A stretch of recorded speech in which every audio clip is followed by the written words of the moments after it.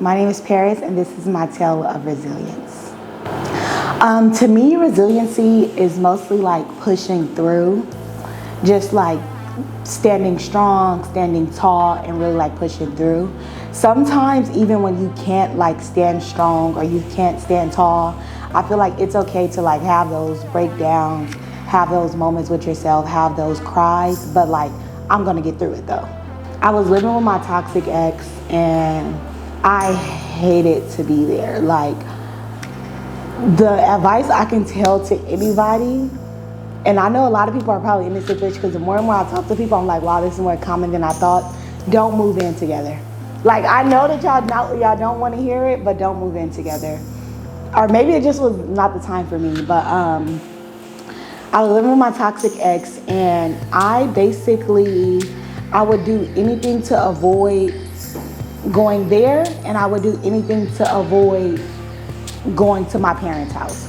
So if it meant I was hanging out with friends that I haven't hung out with in a long time because they party all night, then that's what I was doing.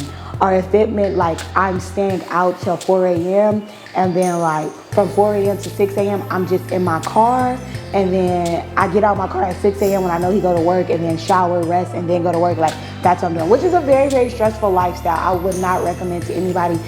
I could not financially afford to move out from my ex, and I was very embarrassed to go home and kind of tell my parents what's going on, because embarrassment almost, or just like the feeling of like, damn, like I do need them. I need to go back. Like, where else am I gonna go? I have nowhere. So I went through the family reunification, and basically what that was is when I found out about Sanctuary of Hope, me and my mom wasn't getting along. One of my friends told me like, just call 211 and see what programs they have.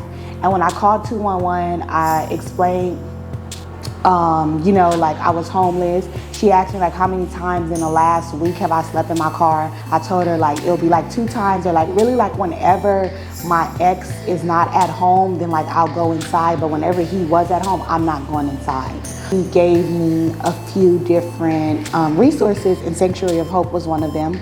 So I called, and the first day I called, it was so weird because I was on the phone with my son, and it was like I was explaining to him, and like that was the first time I really said out loud, like, I'm homeless, I feel helpless, I feel depressed.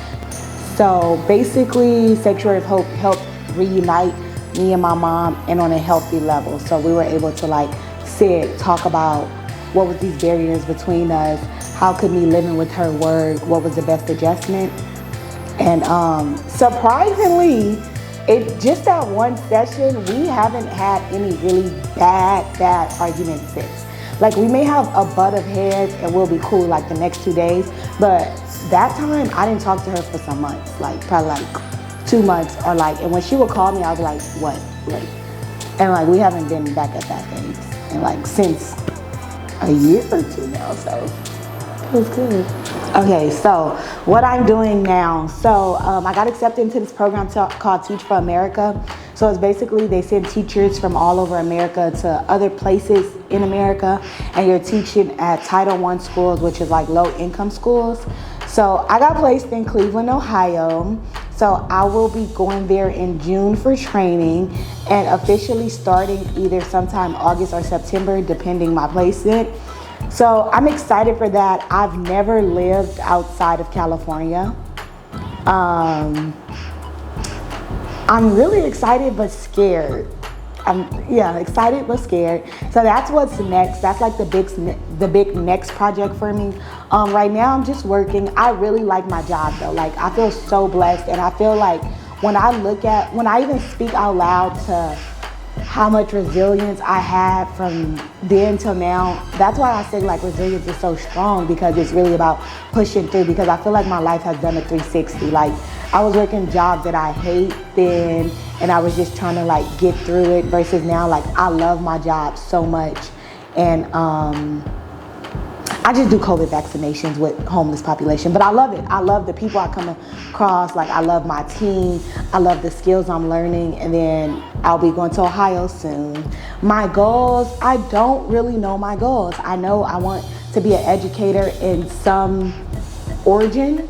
it might not even necessarily be school. Like sometimes I just really want to educate women about domestic violence, or like I just want to really educate women about like sexual awareness and, you know, sexual health, and sometimes just like mental health and wellness. So I know I want to be an educator. I love working with people.